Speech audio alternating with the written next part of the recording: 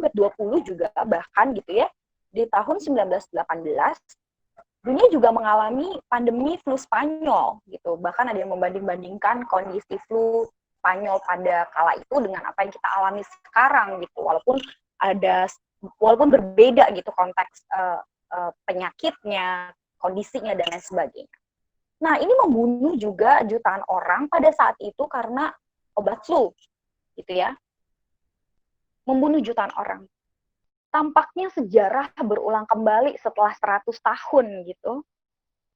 Tuhan mengizinkan kembali kita mengalami pandemi flu. Yang mungkin nanti anak cucu kita gitu ya, kalau teman-teman Tuhan kasih kesempatan umur panjang, bisa menceritakan kembali, waduh gitu ya, bapak dulu, mama dulu gitu, atau kakek dulu, nenek dulu tuh ada pandemi. Berbulan-bulan kita nggak bisa keluar rumah. Tuhan izinkan gitu, pandemi ini terjadi. Bukan hanya berdampak pada kesehatan teman-teman, tapi juga sosial ekonomi yang begitu berat gitu. Kita ada di ambang krisis gitu. Saya kemarin seminggu ini memperhatikan gitu berita, terus kemudian berseliweran gitu gambar-gambar mukanya Ibu Sri Mulyani gitu, menceritakan dan meyakinkan kita bahwa ayo kita sama-sama memiliki pengharapan tentang ekonomi ke depan. Saya melihat mukanya dia letih sekali gitu, mukanya ya gurat-gurat orang yang sangat letih gitu, dan matanya juga menyipit gitu ya, dalam artian ya mungkin kurang tidur, mungkin juga berpikir keras bagaimana jangan sampai Indonesia masuk ke resesi dan berjuang gitu, tidak ada dampak ekonomi yang berat. Tapi memang terjadi kesulitan hidup untuk bertahan bagi mereka yang nggak lagi berpenghasilan. 3 bulan setelah pandemi itu sudah ada 1,5 juta orang yang dinyatakan kehilangan pekerjaan dan mata pencaharian. Apalagi banyak banget mata pencaharian di Indonesia ini gitu ya, datang dari sektor non formal gitu ya, informal, dari sektor informal gitu. Ya susah gitu. Belum lagi pendidikan gitu yang mandek.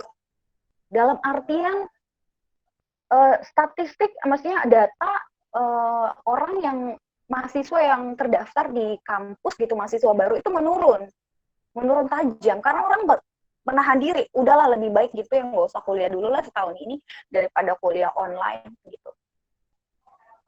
Terjadi penurunan angka mahasiswa baru di beberapa kampus gitu ya. Saya kemarin ngobrol sama anak Trisakti, ada satu fakultasnya gitu ya, satu fakultas itu terdiri dari 4 jurusan. Itu cuma berapa puluh orang gitu yang ada. Kita juga ngelihat bagaimana adik-adik siswa, adik-adik mahasiswa gitu, bahkan teman-teman sendiri frustasi gitu dengan pola belajar yang baru. Pendidikan jarak belajar online, belajar nggak tatap muka, nggak ketemu lagi sama teman-temannya dan lain sebagainya. Kekerasan dalam rumah tangga meningkat gitu ya. Kalau kalian baca Kontras laporannya, terus kemudian laporan LBH Jakarta, bagaimana kekerasan dalam rumah tangga meningkat karena orang frustasi, tidak lagi penghasilan, tapi dipaksa harus ada di dalam rumah, nggak boleh keluar kemana-mana, ya dia melampiaskan emosinya dan lain sebagainya, ya meningkat. Angka kelahiran juga diprediksi akan tinggi gitu ya, bahkan sudah terbukti. Kalau kalian lihat gitu ya, Twitternya Gubernur Jawa Barat gitu ya, kok saya lupa tiba-tiba ya, Ridwan Kamil gitu ya, dia sampai ngejoke gitu ya, nge-tweetnya tuh bilang, bapak-bapak nuhun ditahan gitu, jangan sampai banyak jebol lahir anak baru gitu. Artinya apa? Bahwa dampak COVID ini bukan cuma sekedar masalah kesehatan, tapi ripple efeknya banyak. Ada gangguan kesehatan mental, kekhawatiran meningkat, depresi, panic attack meningkat. Saya kemarin misalnya saya kemarin ada 2 orang alumni gitu, yang pertama ngofon sampai 3 jam gitu, ya dia cuman butuh untuk menceritakan gitu kekhawatirannya, dia merasa bahwa dia masuk masa depresi yang tahap awal gitu. Terus ada satu lagi yang saya sebenarnya nggak terlalu kenal, nggak pernah ketemu juga, cuman tiba-tiba dia chat aja melalui Instagram gitu, ya udah saya coba jawab. Artinya ada hal yang memang nggak cuma di tataran orang yang terinfeksi COVID, tapi juga kita yang masih kategori sehat-sehat aja dan belum terinfeksi, itu mempengaruhi gitu. Nah, teman-teman, orang tidak bisa lagi hidup normal, dipaksa beradaptasi. Kita kemudian bertanya gitu, apakah ini hukuman Tuhan? Kita dalam khotbah-khotbah gitu ya, mungkin sering mendengar diminta untuk bertobat gitu selama masa pandemi ini. Mengakui kesalahan dan dosa, mohon ampun kepada Tuhan. Saya ingat pertama kali ketika kantor saya memutuskan untuk work from home, sampai detik ini masih WFH ya. Ya mungkin Alfa juga tahu, bos saya dalam salah satu kalimatnya gitu mengatakan ketika memutuskan untuk WFH, mari sama-sama gunakan kesempatan ini untuk mohon ampun kepada Tuhan atas segala dosa kita dan dosa-dosa dunia.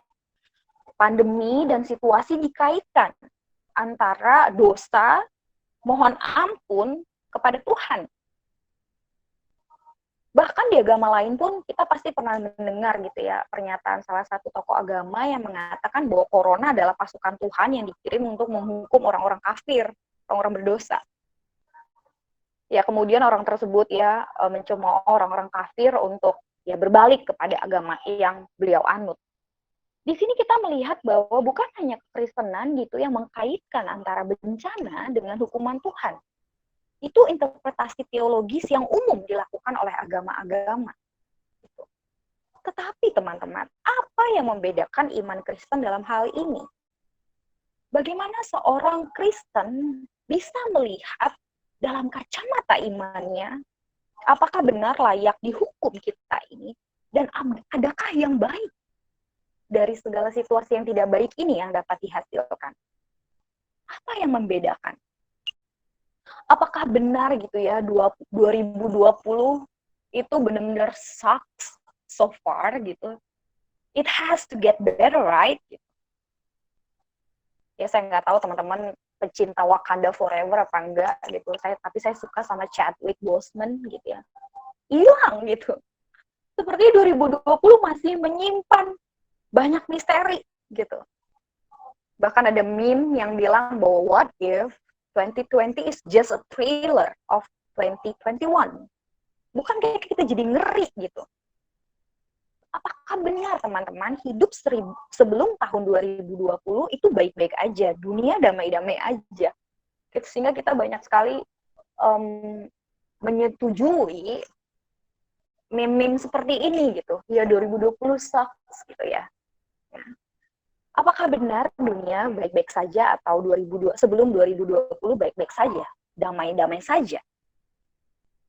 Tapi inilah yang saya coba rangkumkan, apakah benar sebelum 2020 baik-baik saja? Apa yang terjadi dengan dunia sebelum 2020? Peperangan terus terjadi. Sebelum pandemi gitu ya, kita dipenuhi dengan berita-berita tentang pengungsi yang semakin besar jumlahnya di Syria, Middle East. Terus juga kita dengar tentang ancaman World War III antara China dengan Amerika, perang dagang, bahkan Presiden Jokowi menggunakan analogi Game of Thrones, gitu ya, untuk menghentikan perang dingin ini antara dua negara yang sangat powerful dan besar. Gitu ya. Kita lihat eksploitasi bumi habis-habisan, bumi semakin gundul, semakin panas. Bencana global juga makin terasa gitu ya. Sekarang kita udah nggak bisa lagi bedain mana musim hujan, mana musim panas ya kan. Tiba-tiba ntar dia Agustus hujan deras kayak waktu bulan lalu ya. Di minggu pertengahan saya kaget 3 hari berturut-turut hujan deras banget. Lalu kesenjangan ekonomi makin kian lebar gitu ya. Kita lihat ibu di Serang gitu ya, saya nggak tahu teman-teman mengikuti beritanya apa tidak, mati kelaparan. 2 anak di Jambi yang mengalami keterbelakangan mental gitu ya, kurus kering, kelaparan. Padahal itu ada di kondisi pemukiman padat penduduk, bukan yang ada di tengah-tengah hutan yang nggak ada siapa-siapa. Bagaimana mungkin ini terjadi? Apakah ini baik-baik saja sebelum 2020 kondisi dunia ini gitu? Bagaimana mungkin ada 2 anak yang kelaparan, ibu yang sampai mati, karena tidak bisa makan. Belum lagi penindasan kaum miskin dan lemah, petani kendeng, gitu ya, warga Papua yang kehilangan tanah, gitu. Dan juga hak-haknya dirampas oleh korporat-korporat yang hanya mementingkan profit. Kita yang sekarang ini juga abai pada peraturan pemerintah.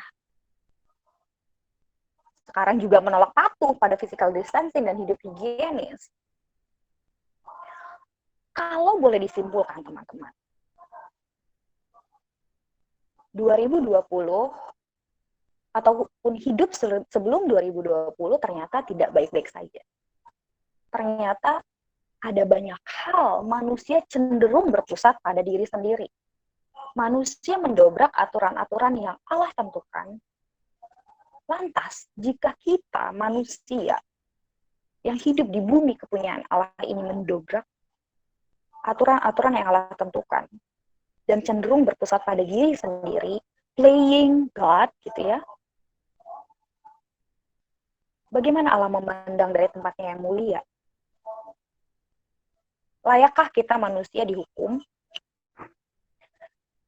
Saya minta Alfa bacakan Kejadian 6 ayat 5. Kejadian 6 ayat 5.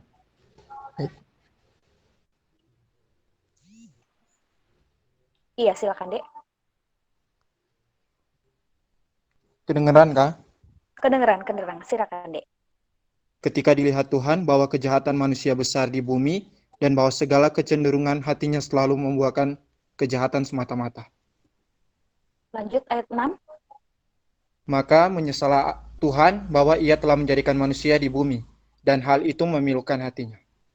Ya, teman-teman, kalau kita perhatikan dari konteks ayat yang tadi barusan saja dibaca sama Alfa, by the way, Alfa, terima kasih ya, sekian dan terima kasih. Ya, Alkitab menuliskan dua hal ini, gitu ya, bahwa ketika Tuhan melihat bahwa kejahatan manusia itu semakin lama semakin besar, dan kecenderungan hatinya selalu membuahkan kejahatan semata-mata, maka menyesallah Tuhan bahwa ia telah menjadikan manusia di bumi dan hal itu memilihkan hatinya. Hati Allah pilu. Jadi bukan hanya kamu gitu, kamu yang dikecewakan manusia yang bisa dapat merasakan pilu hatinya. Pilu itu bahasa tua ya, mungkin bahasanya zamannya KDV gitu yang puluhan tahun jauh di atas kalian. Pilu itu in between antara ambiar gitu ya. Ya bahasanya ambiar, hatinya ambiar. Hati Allah pilu. Alkitab ini ayat ini dituliskan dalam konteks zaman Nuh, Nabi Nuh hidup gitu ya. Di situ dikatakan bahwa semua manusia hidup menurut ketentuannya sendiri. Semakin lama semakin jahat. Dan Allah kemudian merasakan bahwa ini nggak benar gitu. Kok jadi begini gitu. Ini dituliskan dalam konteks di mana Tuhan sedang mengamat-ngamati gitu bahwa bagaimana manusia berlaku di dalam menjalani kehidupannya. Lantas kita melihat kalau teman-teman buka gitu ya, Kejadian 7 gitu ya sampai dengan Kejadian 8, kita nggak akan baca ayatnya gitu ya, tapi di situ dari 6, 7 dan 8 gitu, bahkan nanti sampai 9 kita lihat, gitu, kita akan belajar bagaimana kemudian Allah melihat apa yang terjadi di bumi ini. Kita tahu bahwa ini kejadian ketika Allah menghukum dunia dengan air bah. Ada bahtera Nuh yang Tuhan bilang suruh Nuh bangun gitu ya, untuk Tuhan mau pakai Nuh untuk menyelamatkan keluarganya melalui tindakan ketaatan Nuh membangun bahtera yang kita tahu diolok-olok sama banyak orang. Lu gila ya, ini jauh dari laut, terus kemudian juga hujan juga nggak ada yang gimana-gimana, lu bangun buat apaan gitu ya. Tapi Nuh taat gitu. Nah, Allah menghukum manusia dengan air bah. Tapi kita melihat gitu ya, kalau kita buka gitu pasal 9, kalau teman-teman perhatikan gitu ya, penghakiman Allah gitu tidak berhenti ketika Allah menghukum manusia dengan air bah dan semua habis gitu ya. Habis total, benar-benar nggak ada yang bersisa kecuali Nuh dan apa yang ada di dalam bahtera Nuh. Penghakiman Allah itu tidak dimaksudkan untuk membuat manusia binasa. Udah, itu tujuannya. Enggak. Tapi kalau kita lihat di Kejadian 9, coba kalian perhatikan dan buka Alkitabnya, di situ dimulai dengan judul yang AI bilang perjanjian Allah dengan Nuh. Gitu ya. Jadi di balik penghakiman Allah, di balik hukumannya Allah, ada hal yang mau Allah lakukan. Bukan semata-mata karena Allah lagi benci sama manusia, tapi ada tujuan yang jauh lebih mulia dan lebih besar daripada itu, yaitu yang pertama menghukum kejahatan dan menegakkan yang benar. Ini penting. Kita mungkin hidup di era di mana kebenaran itu didistorsi demi kepentingan sendiri gitu. Kita lihat bagaimana pengadilan bukan lagi mencari tempat di mana yang jahat harusnya dihukum dan yang benar harusnya dibela, tapi kebalik-balik. Tapi di hadapan Allah sebagai hakim yang agung dan benar dan mulia, ketentuan Allah menghukum itu pasti untuk benar-benar menegakkan kebenaran dan menghukum kejahatan. Tujuannya apa? Seperti yang tadi Kak Devre bilang, ketika Allah menghakimi, ketika Allah menghukum, bukan cuma berhenti pada tindakan penghukumannya, bukan, tapi ada tujuannya. Yaitu di Kejadian 9, di situ Allah membuat kembali perjanjian dengan gitu ya. Allah ingin mengembalikan dunia pada tatanannya Allah. Allah ingin membuat sebuah generasi baru yang hidupnya takut akan Allah. Yang selama ini manusia begitu abai akan Tuhan. Allah ingin sedang mendisiplin manusia kepunyaannya. Tujuannya adalah baik demi manusia itu sendiri. Demi hidup manusia yang lebih baik ke depannya. Jika demikian, tujuan dari hukuman dan juga penghakiman Allah, pertanyaannya kepada kita, apakah manusia layak untuk dihukum gitu ya? Kalau tujuannya ini, gitu, maka dengan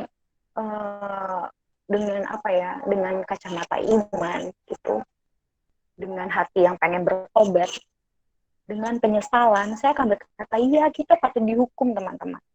Mungkin kita bisa bilang, tapi kan aku nggak gundulin hutan Kak, gitu ya. Tapi kan aku kan nggak ikut ambil tanah rakyat Kak, seperti petani kendeng gitu. Tapi kan aku kan nggak ikutan perang antara Cina dan Amerika Kak, gitu. Tapi aku kan jahatnya cuma ya paling nyantek-nyantek dikit ya, paling bentak-bentak orang tua dikit gitu. Ya paling nengok-nengok dikit lah video porno gitu. Ya paling ini dan itu gitu. Ya level kecil lah Kak gitu.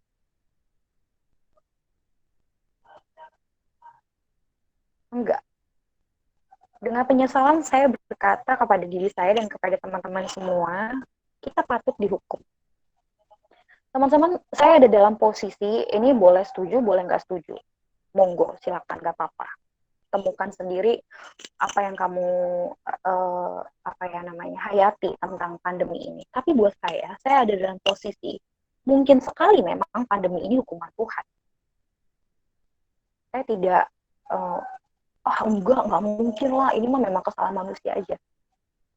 Saya pada posisi kalaupun ini memang hukuman dari Tuhan, tapi dia menghukum dengan dasar belas kasih, ada perjanjian baru, ada tatanan dunia yang sedang dikembalikan kepada maksud dan tujuan Tuhan. Taruhlah gitu ya, sekalipun ini tidak ada pandemi ini, taruhlah gitu ya, kita berandai-andai gitu ya, pandemi ini bukan dari Tuhan. Dan dapat saya katakan dan dapat saya pastikan teman-teman, cepat atau lambat, cara hidup manusia yang kecenderungannya merusak dan egois, pasti akan ada bencana global lainnya, cepat atau lambat.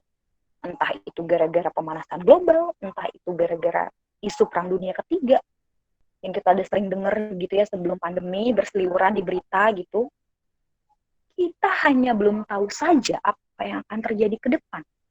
Tapi ketika manusia berpusat pada dirinya sendiri, yang ada hanyalah kehancuran total. Dan ketika pandemi ini terjadi, justru ini menegaskan kepada kita, teman-teman semua, bahwa ya, kita memang manusia hidup di luar batasan yang telah ditentukan Allah. Menerobos batasan moral. Berapa banyak gitu ya kita lihat bahwa orang-orang yang hidup di perkotaan besar menggunakan waktunya sebanyak-banyaknya gitu ya. Demi bekerja. Kerja bagi kuda, lupa akan keluarga, lupa anak istri, lupa orang tua. Mungkin 3/4 hidupnya dihabiskan di gedung-gedung tinggi itu, nggak lagi di rumah. Bukankah Allah sedang mengembalikan tatanan seperti yang Allah mau ketika kita dipaksa hidup di rumah? Gitu. Ada batasan natural yang sedang coba kembali Allah tata. Saya nggak tahu, bagi saya selama masa PSBB itu langit Jakarta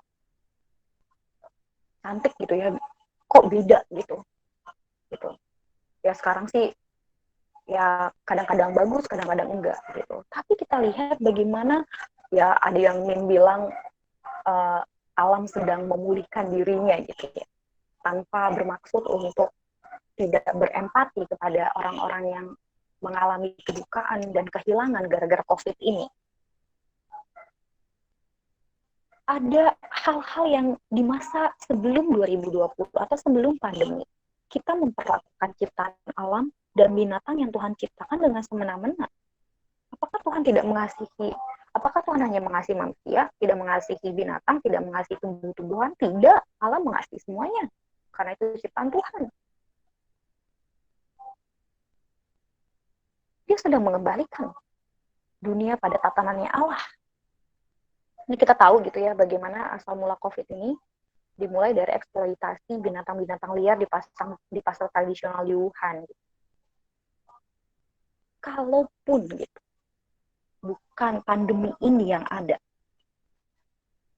there will be another catastrophe gitu ya, yang akan terjadi pada kita kalau manusia terus hidup pada dirinya sendiri.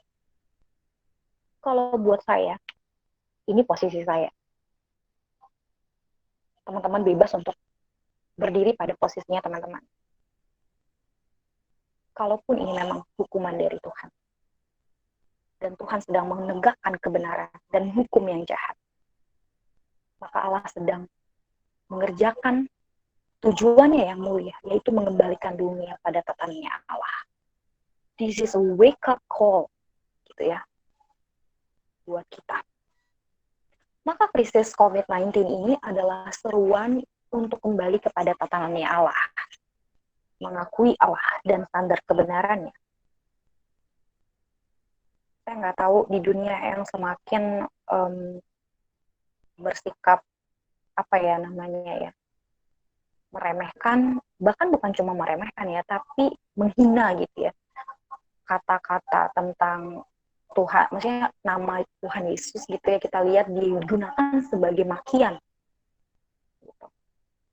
Bagaimana Alkitab juga di apa ya, dianggap sebagai, kalau teman-teman baca gitu ya sebelum COVID ini, ada satu isu, saya lupa, nanti harus saya cari tahu, tapi itu di negara Skandinavia, either itu Swiss atau Finland, saya lupa, mesti cari tahu nanti, itu yang mengatakan bahwa Alkitab itu salah satu sumber terorisme,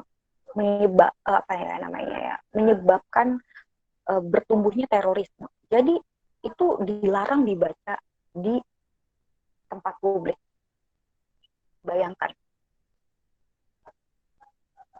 Sampai sebegitunya manusia mencoba memojokkan Tuhan. Gitu ya. Maka krisis COVID-19 ini adalah seruan untuk kembali kepada tatanannya Allah, akui Allah dan standar kebenarannya. Yang kedua, menata kembali cara manusia memperlakukan alam dan ciptaan Allah lainnya. Yang kita mungkin nyalain AC seenak-enak hati gitu ya. Pengen gitu nanti masuk ke adem, ada loh saya waktu itu nemukan. Saya sampai geleng-geleng kepala sama adik ini ya. Dia nyalain AC di apa namanya di kosannya. Dia pergi gitu kerja, dia kagak matiin itu AC. Saya tanya, kenapa nggak dimatiin? Iya kak, biar pulang biar adem. Hah? Saya kaget. Lah bukannya tinggal tunggu 3 menit, 4 menit, 5 menit. Adem itu kan lama kali 5 menit. Panas lah gitu. Hah? Saya sampai kaget. Lo mikir nggak sih ini berapa listrik yang kepake, berapa energi yang kepake? Aduh. Itu artinya hal kecil seperti itu dia tidak bisa mengkaitkannya apakah ada dampak kepada alam, kepada ciptaan Allah lainnya. Mari ubah kembali tata cara kita memperlakukan. Tata kembali ini juga jadi kesempatan gitu ya kalau dalam konteks yang lebih besar, skala bangsa dan negara, skala pemerintahan gitu ya. Ini kesempatan untuk menata kembali sistem kesehatan, jaminan sosial, dan tata cara pemerintahan. Kita jadi bisa melihat betapa masih banyak PR-nya. Walaupun kita sudah melihat pemerintah kita berjibaku gitu ya untuk mencoba menghadapi krisis COVID ini dengan sebaik mungkin, tapi kita lihat memang hasilnya tidak seperti yang kita harapkan. Artinya apa? Ada banyak PR untuk menata kembali sistem kesehatan, jaminan sosial, tata cara pemerintahan, decision maker, dan lain sebagainya. Menata kembali cara kita memanusiakan sesama kita manusia. Saya senang sekali gitu ya selama masa PSBB kemarin ada beberapa gerakan-gerakan yang inisiatif dilakukan oleh masyarakat untuk membantu sesamanya. Yang mungkin kita tidak pernah lakukan itu sebelumnya. Ini kembali gitu ya, seruan kembali. Menata kembali kehidupan beribadah dan beriman kita. Saya ingat kemarin alumni yang saya bilang tadi ya, yang chatting melalui Instagram itu, dia depresi, ya depresinya masih ringan sih. Salah satunya adalah dia kangen gereja. Saya sampai bilang, emang kamu sebelumnya gimana? Ya sebelumnya kak ya mau gereja, ya enggak, ini ya enggak gitu. Tapi dia kemudian menghargai gitu. Betapa beribadah secara langsung di rumah Tuhan itu punya makna, punya eksistensi yang yang jauh lebih dalam, lebih dari sekadar rutinitas pergi ke gereja karena gue orang Kristen. Saya ingat sekali teman-teman ketika 11 Maret ditentukan sebagai hari pandemi gitu ya. Terus kemudian kantor saya tutup tanggal 16 Maret, tanggal 17 itu Minggu. Saya sampai menitikan air mata, saya bilang, Tuhan, saya nggak tahu ini sampai kapan tidak akan bisa lagi ke gereja. Tapi begini ya rasanya, perasaan orang Israel gitu yang rindu kepada Yerusalem. Rindu untuk beribadah ke rumah Tuhan. Begini ya rasanya. Baru satu kali saya memang agak melo, jadi ya mungkin karena panik, mungkin karena iya macam-macam lah. Tapi saya kemudian jadi merasakan, oh kira-kira gini kali ya orang-orang di pembuangan yang seharinya bisa punya akses kepada bait Allah, tapi kemudian Tuhan buang gitu ya ke pembuangan. Begini ya rindunya Daniel dan kawan-kawan yang sampai menghadap kepada Yerusalem 3 kali sehari. Mengembalikan tatanan kehidupan beribadah dan beriman kita. Jangan abaikan. Gitu ya. Nah, saya mau kita membaca dari Ratapan 3 ayat 19 sampai 26. Mau minta tolong Alfa lagi ya. Silakan Alfa. Oke, Ratapan 3 ayat 19 sampai 26. Ingatlah akan sengsaraku dan pengembaraanku akan ipu dan racun itu. Jiwaku selalu teringat akan hal itu dan tertekan dalam diriku. Tetapi hal-hal inilah yang kuperhatikan, oleh sebab itu aku akan berharap. Tak berkesudahan kasih setia Tuhan, tak habis-habisnya rahmat-Nya, selalu baru tiap pagi, besar kesetiaan-Mu. Tuhan adalah bagianku, kata jiwaku. Oleh sebab itu, aku berharap kepadanya. Ya teman-teman, ini adalah ayat Alkitab yang banyak saya renungkan ketika menghadapi pandemi seperti ini gitu ya. Dan latar belakang penulisan Kitab Ratapan, kita tahu ini adalah seruan kesedihan ya, slide-nya, judulnya itu ya, Ratapan ya, meratap gitu. Nabi Yeremia akan penghukuman ataupun nubuatan tentang penghukuman yang akan Allah nyatakan kepada umat Israel, bahwa mereka akan ditaklukkan oleh Raja Nebukadnezar gitu, dan dibuang gitu dari tanah perjanjian, dibuang dan dihukum Allah. Tapi itu akan nyata gitu ya, akan dilakukan gitu oleh Tuhan. Tapi kemudian Yeremia dalam ratapannya tetap meminta dan memohon kepada Tuhan untuk Tuhan mengingat sengsara umatnya, pengembaraan umatnya. Dalam segala hal yang membuat jiwanya tertekan, gitu ya. Ini yang diperhatikan. Dia mengarahkan fokus matanya bukan kepada apa yang terjadi dan penghukuman yang sedang Allah kerjakan, tapi ini yang dia akan perhatikan. Perhatikan itu artinya memfokuskan mata pada satu titik. Perhatikan satu fokusnya, bukan kepada yang lain, bukan terdistraksi gitu ya. Ketika dia memperhatikan, dia kemudian berharap gitu ya. Tak berkesudahan kasih setia Tuhan, tak habis-habisnya rahmatnya. Selalu baru tiap pagi, besar kesetiaan. Tuhan adalah bagianku, kata jiwaku. Oleh sebab itu aku akan berharap kepadanya. Pengharapan adalah kekuatan di masa sekarang. Pengharapan mencegah orang-orang untuk bunuh diri sekarang. Pengharapan menolong orang-orang untuk bangun tidur dan pergi bekerja. Bahkan pergi bekerjanya tuh kayak literally. Oke, sekarang ini kalau pagi-pagi itu ya saya suka memaksa diri saya untuk ayo bangun, ini jam kerja gitu. Ayo lakukan sesuatu yang berguna, nggak usah sampai 10, lakukan aja 1 sampai 2 itu udah cukup gitu. Pengharapan menolong orang untuk bangkit gitu ya dari keterpurukannya yang mungkin teman-teman juga alami, malas-malasan, aduh ini gue ngapain sih ya gitu. Pengharapan memberi arti bagi kehidupan kita ketika dikala isolasi, karantina, bekerja dari rumah seperti sekarang. Pengharapan membebaskan kita dari ketakutan. Makanya, teman-teman, pengharapan itu bukan cuma sekedar perasaan damai gitu ya, tapi sebuah kepastian, ya, bahwa ada Tuhan, ada yang sedang Dia kerjakan, ada tujuannya di balik semua ini, gitu ya. Dan kalau kita tidak terlibat gitu ya dalam pekerjaan Allah saat ini, ya kita yang rugi. Allah berdaulat untuk menghentikan corona saat ini juga, tapi kalau Dia tidak lakukan, berarti ada tujuannya. Di mana kita di dalam rangkaian pekerjaan Allah saat ini?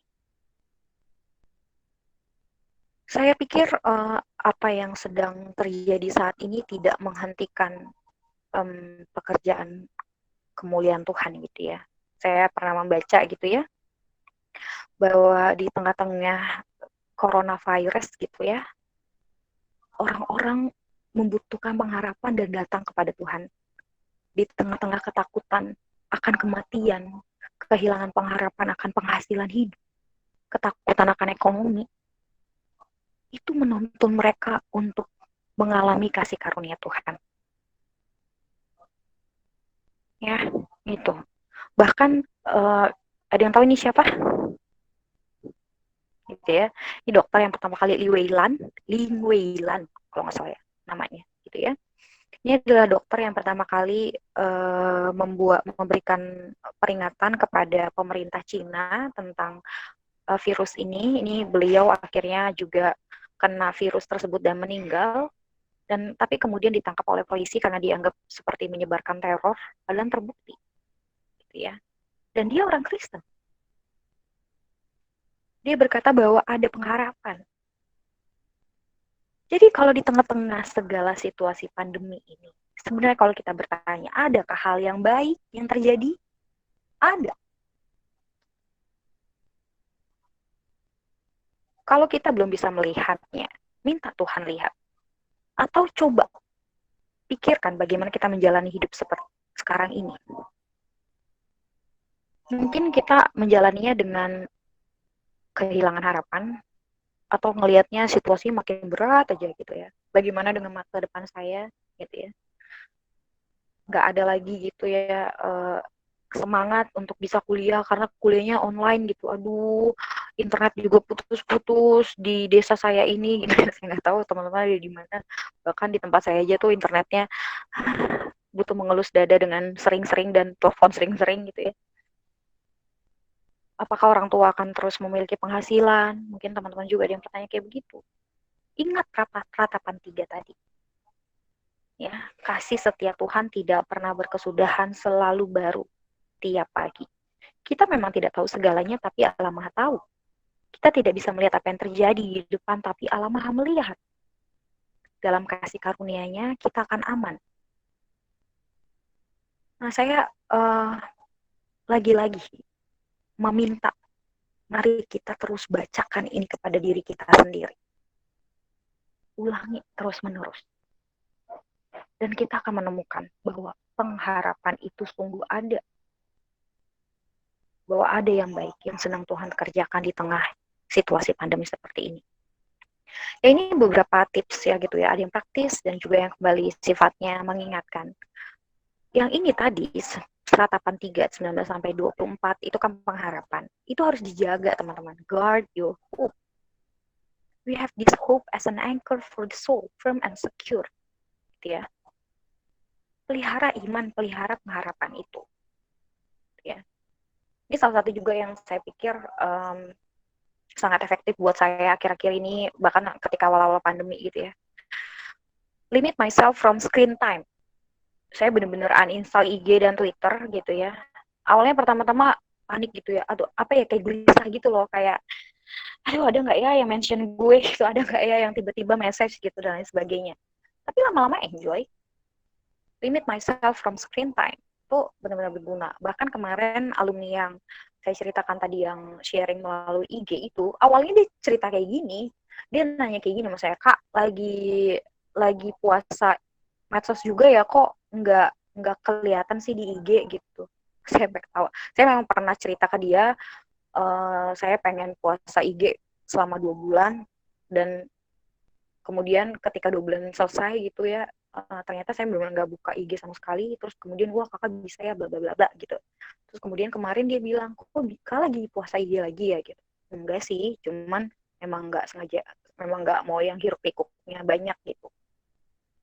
Artinya apa? Saya tahu screen time bisa sangat mendistraksi gitu ya. Jadi saya benar-benar limit dan atur waktu. Gitu. Dan saya di masa pandemi ini mengembangkan skill-skill baru gitu.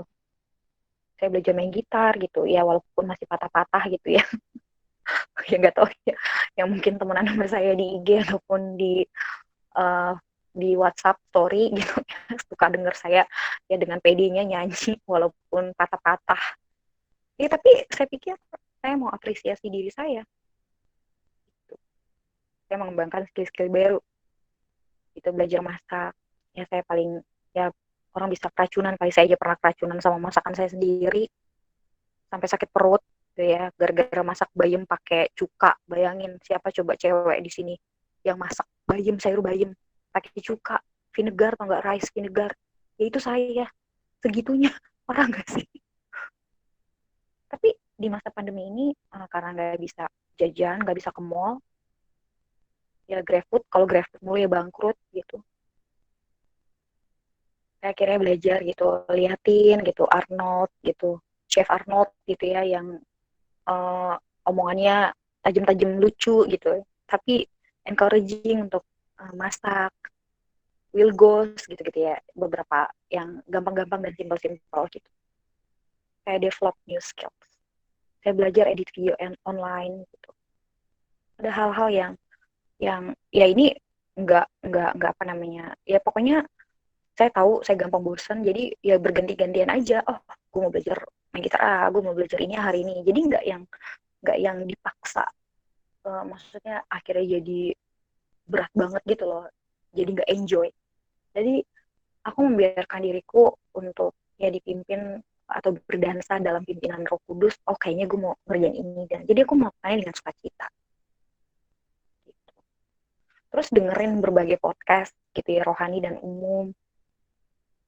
Yang tadi aku bilangnya guard your hope gitu ya. Kita tahu kita terbatas dalam hal sources, ataupun juga mungkin ibadah online kayak gini yang keserap cuman ya 5 menit, 2 menit, ataupun 10 menit paling hebat gitu ya. Maka usahakan gitu dengerin berbagai podcast, rohani maupun umum. Ya ini saya udah sempat sharing ke beberapa orang mungkin yang udah pernah denger juga, ya beberapa podcast-podcast yang saya follow um, di Spotify gitu ya, yang saya pikir bagus dan menolong kita untuk menjaga iman, pengharapan, dan kasih gitu. Dan ini juga beberapa podcast yang saya pikir bagus untuk saya, untuk wawasan, ya sambil ngepel gitu ya, sambil nyuci piring, ya daripada nganggur kupingnya gitu. Ya bantu, maksudnya ya nambah-nambah skill baru gitu, ataupun nambah pengetahuan baru tentang manajemen keuangan, tentang investasi, tentang macam-macam, tentang bagaimana anak-anak muda menghadapi gejolak mental health, macam-macam gitu ya. Sambil terus mengingat bahwa perang kita belum selesai, gitu ya. Terus menjaga kesehatan. Pandemi ini belum selesai. Teruskan perjuangan kita sama-sama. Jadi batasi diri untuk tidak kemana-mana. Situasi tidak menjadi lebih baik. Second wave yang diprediksi tidak kunjung datang gitu ya. Karena teman aku bilang nggak akan ada second wave. Yang ada adalah one big wave. Kita udah lihat beberapa waktu yang lalu 100 dokter sudah meninggal. Terus kemudian juga tingkat okupansi rumah sakit sudah semakin penuh. Orang-orang sudah semakin kesulitan. Rumah sakit sudah semakin banyak kelimpungan gitu, semakin sering kelimpungan. Jadi ini belum selesai. Teruskan perjuangan. Terus ingat bahwa kita harus mengedukasi diri kita dan juga orang-orang yang ada di rumah kita, bahkan tetangga kita. Kalau yang tidak ada yang pakai masker, gunakan. Gitu ya. Jangan anggap dirimu tuh sehat senantiasa. Perlakukan saja dirimu seperti orang yang terinfeksi, jadi harus cegah.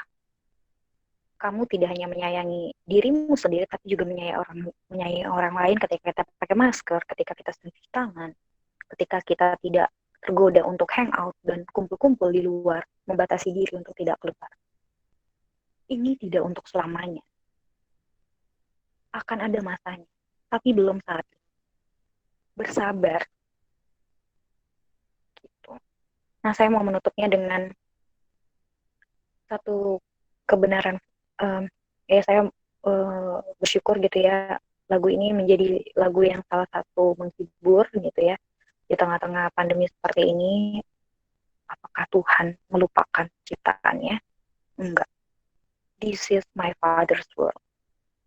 Bagian yang saya tandai yang warna biru itu yang menghibur saya. Why should my heart be sad?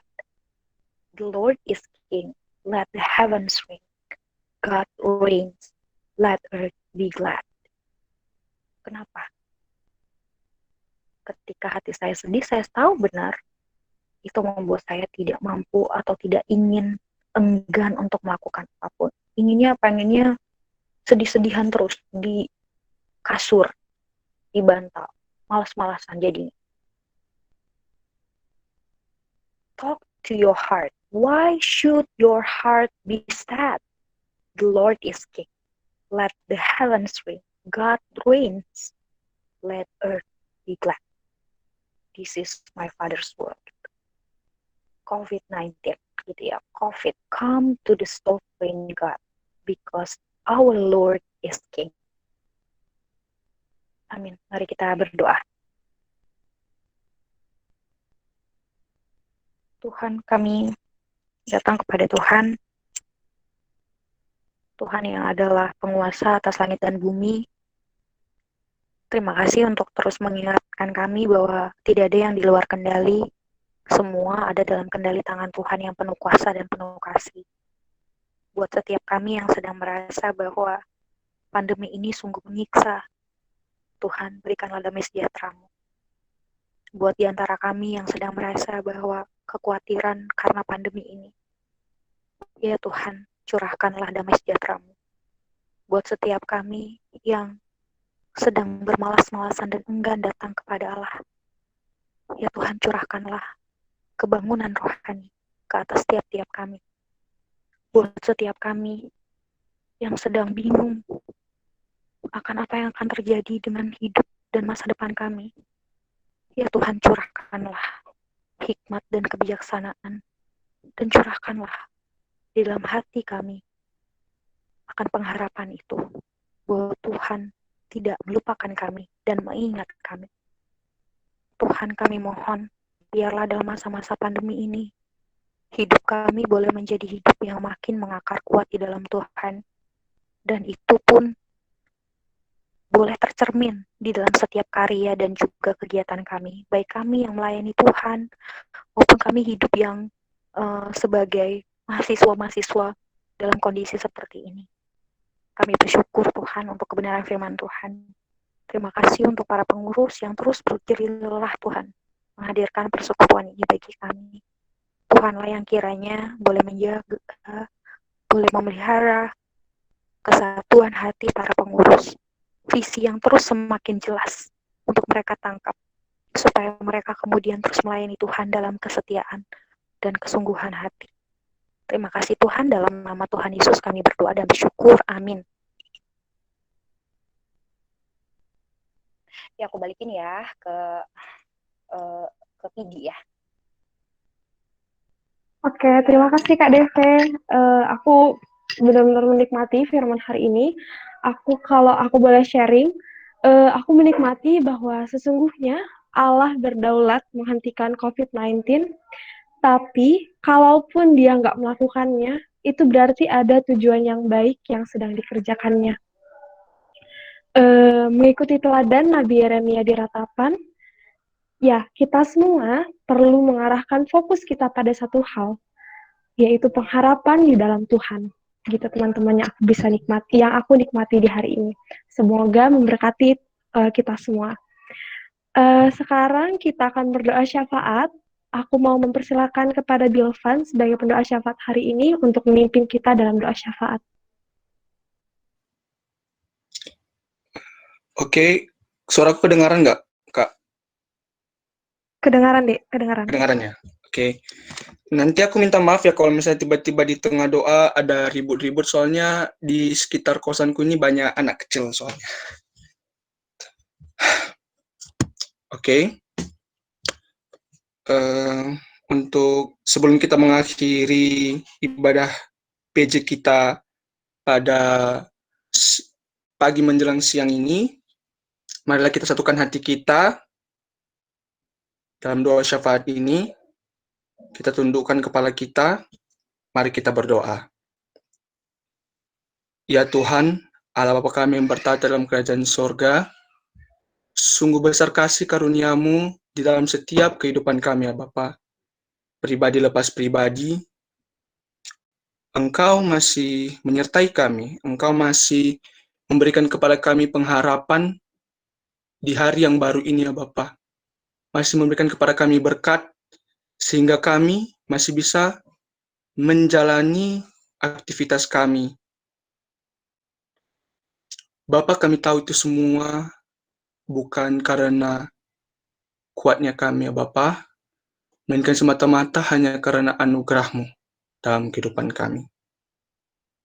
Bapa, sebelum kami menyampaikan pokok-pokok doa kami ya Bapa, izinkanlah kami untuk berserah kepadamu, menghadap tahta-Mu yang suci ya Bapa, untuk mengaku atas segala dosa dan pelanggaran yang telah kami lakukan sepanjang kehidupan kami ya Bapa, hingga sampai saat ini.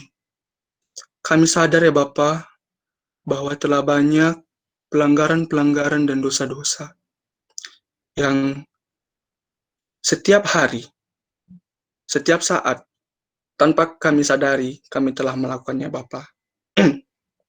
Bapa, kami mohon curahan darah-Mu ya Bapa, menyucikan kehidupan kami, supaya kami dapat layak dan berkenan di hadapan-Mu ya Bapa. Bapa, kami akan menyampaikan doa-doa pokok kami ya Bapa. Kami sangat bersyukur Bapa untuk ibadah PJ pada hari Jumat ini ya Bapa, dapat terlaksana dengan baik, dengan lancar ya Bapa. Dan kami juga berdoa dan kami sangat berterima kasih untuk pelayan-pelayan yang Bapak yang telah melayani PJ pada pagi menjelang siang hari ini ya Bapak. Bapak, kami berharap Engkau berkatilah mereka ya Bapak, pelayan dan pembicara juga kepada Kak Devi. Kami berdoa supaya di setiap musim hidup mereka ya Bapak, setiap kegiatan mereka, berkat-Mu terus melimpah. Bapak, kami juga bersyukur untuk firman Tuhan yang telah disampaikan, sangat-sangat memberkati kami ya Bapak. Kami sadar bahwa adanya COVID-19 ini, mungkin banyak yang merasa kalau ini adalah hukuman dari Tuhan, tetapi sebenarnya kami tahu bahwa ada pelangi sehabis hujan ya Bapak.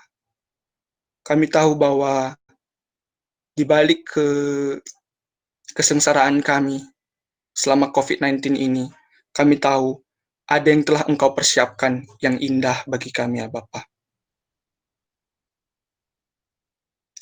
Bapak, kami juga berdoa untuk perkuliahan dari sepanjang minggu ini ya Bapak, dari hari Senin hingga sampai hari Jumat ini.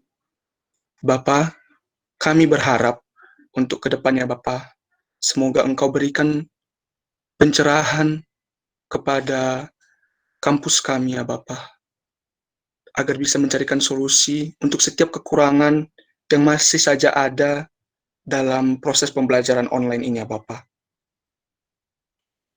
Bapak, begitu juga kami berdoa untuk PJ pada Jumat minggu depan ya Bapak, dengan tema Kaleb anggota panitia. Bapak, kami memohon Engkau memberkati ibadah pada Jumat minggu depan ya Bapak. Engkau berkatilah setiap pelayan ya Bapak yang akan melayani. Kepada pembicara juga Engkau berkati ia ya Bapak, agar ia dapat memberitakan firman-Mu. Dan untuk kami ya Bapak, Engkau curahkanlah roh-Mu, agar kami dapat mengikuti ibadah PJ minggu depan dengan sepenuh hati. Ya Bapak. Bapak, begitu juga kami berdoa untuk persekutuan kelompok kecil kami ya Bapak, yang mungkin saat ini ada yang aktif, ada yang tidak aktif ya Bapak karena pandemi ini. Bapak, kami memohon kepadamu ya Bapak, Engkau berikanlah kepada kami kekuatan agar bisa melewati masa-masa pandemi ini bersama-sama dengan kelompok kecil kami, walaupun jarak kami terpisah ya Bapak, antara satu sama dengan yang lain. Tapi kami yakin Engkau tetap persatukan kami. Satu hati ya Bapak di dalam Engkau. Begitu juga Bapak, kami berdoa untuk bangsa ini ya Bapak, yang berada di masa-masa pandemi ini ya Bapak. Engkau tahu bahwa bangsa kami ini sedang mengalami sengsara-sengsaranya ya Bapak, baik itu dari pendidikan, baik itu dari ekonomi, sosial, dan budaya kami ya Bapak, yang saat ini seperti diporak-poranda ya Bapak. Kami memohon berkat-Mu ya Bapa. Engkau pulihkanlah kembali negeri ini ya Bapa. Walaupun kami tahu bukan waktu yang cepat, tetapi kami yakin ya Bapa, berkat-Mu, janji-Mu kepada kami, Engkau pasti akan tepati. Dan harapan kami ya Bapa, hari depan akan lebih indah lagi. Bapa, hanya inilah doa anak-Mu yang singkat ini ya Bapa, doa kami yang singkat ini. Janganlah kehendak kami yang terjadi ya Bapa, melainkan kehendak-Mu lah yang bertata atas kami. Di dalam nama-Mu, kami berdoa dan mengucap syukur. Haleluya. Amin. Terima kasih Biova yang sudah memimpin kita dalam doa syafaat. Saat ini kita akan mendengarkan warta jemaat. Kepada pewarta dipersilahkan.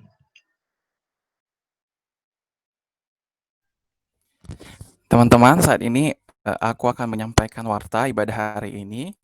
Untuk warta hari ini, adapun pelayan ibadah hari ini, pembicara ada KDV, MC ada PD 59, singer ada Sri 59, dan pendoa syafaat ada Bilvan 61. Untuk pelayanan kakak dan teman-teman, kami ucapkan terima kasih. Semoga Tuhan yang berkati selalu dalam pelayanan ke depan. Selanjutnya, kami mengajak teman-teman untuk kembali hadir dalam PJ minggu depan. Jadi selama 1 semester ke depan, secara umum ibadah PJ akan membukakan tentang eksposisi tokoh. Jadi minggu depan ini akan dibukakan tentang eksposisi tokoh Kaleb dengan tema Kaleb anggota panitia. Dengan waktu dan tempat yang masih sama, pukul 10.30 WIB, linknya juga masih sama. Dan pembicara minggu depan ada Bang Riko. Jadi mengajak teman-teman untuk boleh mengajak SKK, AKK, keluarga asuh, dan teman-teman yang lain untuk boleh hadir di ibadah PJ minggu depan. Selanjutnya, mengingat ini adalah ibadah PJ pertama dan sepanjang sampai akhir Desember kita akan melaksanakan ibadah online. Jadi kami memohon bantuan dan teman-teman untuk boleh mengisi form evaluasi PJ hari ini. Jadi ini pertanyaannya hanya 3, jadi kira-kira 1-2 menit bisalah teman-teman untuk menyelesaikannya. Jadi setelah ibadah nanti kami memohon bantuan kepada teman-teman untuk bisa mengisi form evaluasi PJ di link yang tertera. Nanti teman-teman pengurus bisa mengirim di chat. Jadi memohon bantuan dan saran dari teman-teman untuk boleh mengisi form tersebut. Dan warta yang terakhir, maaf satu lagi, untuk pokok doa Donus Nusantara nanti akan di-share melalui WhatsApp dan didoakan sesuai di waktu pokok doa di jam doa pribadi atau di jam 10 malam. Dan warta yang terakhir, jemaat yang berulang tahun di sepanjang 1 minggu ini ada Eunike, ada Wifi, dan ada Astrid. Jadi kami mengucapkan selamat ulang tahun kepada teman-teman. Jadi kebetulan kita nggak menyanyikan lagu ulang tahun karena online. Jadi cukup ucapan selamat ulang tahun kepada teman-teman semua. Semoga Tuhan yang berkati selalu. Demikian warta hari ini. Kami kembalikan kepada MC.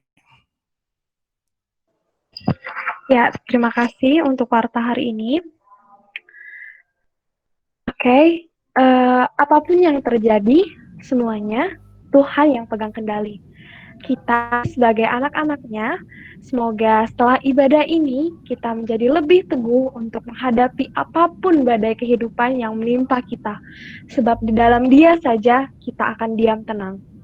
Mari kita boleh mengingat bahwa COVID-19 mengingatkan kita untuk come to the dari COVID, come to the sovereign God, artinya datang kepada Allah yang berkuasa.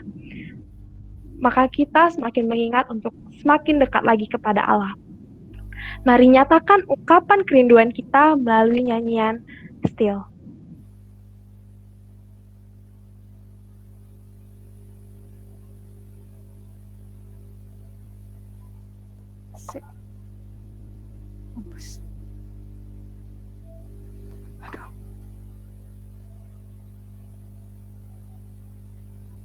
Sumpah, weh, tunggu.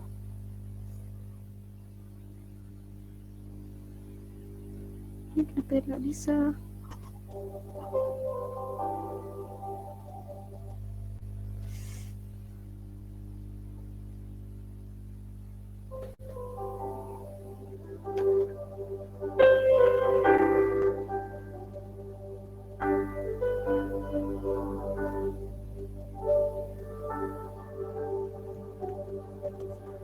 Hide me now under your wings.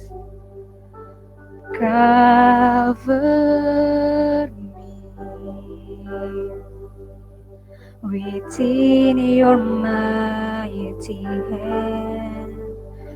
When the oceans rise and thunders roar, I will soar with you above the storm. Father, you are king over the flood. I will be still, know you are God. Find rest, my soul,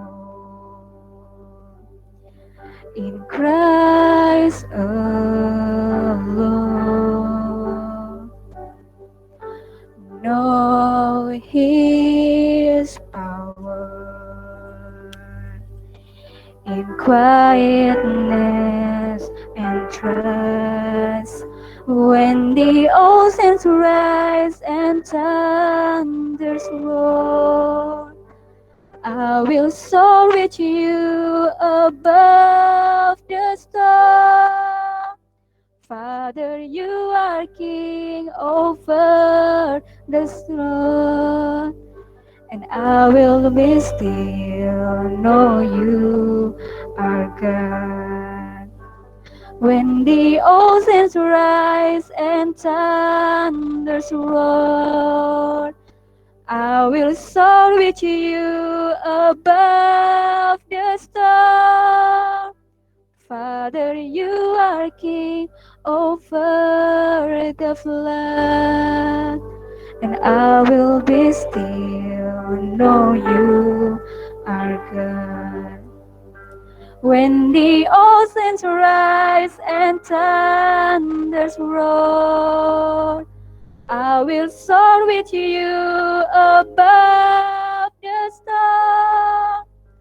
Father, you are king over the flood, and I will be still, know you are God.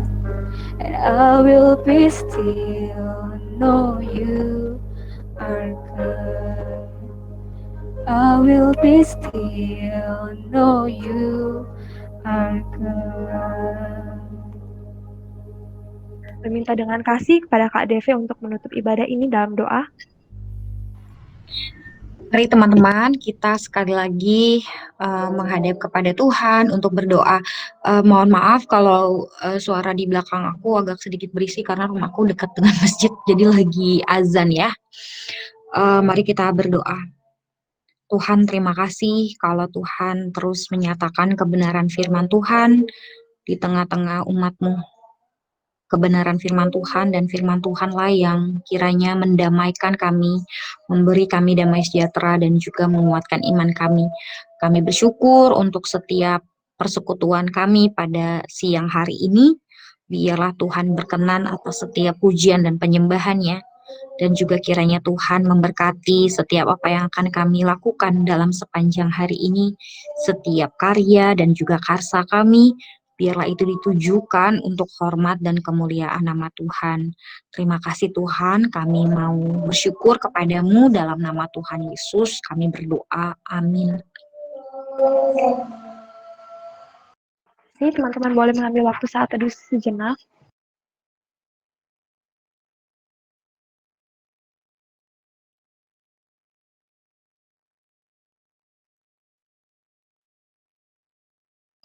Amin. Sekian ibadah kita hari ini. Terima kasih untuk kedatangan teman-teman semua. Semoga memberkati. Dan jangan lupa untuk datang di ibadah PJ minggu depan. Sampai jumpa teman-teman. Jangan lupa isi form evaluasi ya teman-teman. Boleh langsung klik link yang udah ada di chat. Terima kasih teman-teman. Ya, terima kasih untuk kedatangan ya teman-teman. Semoga memberkati.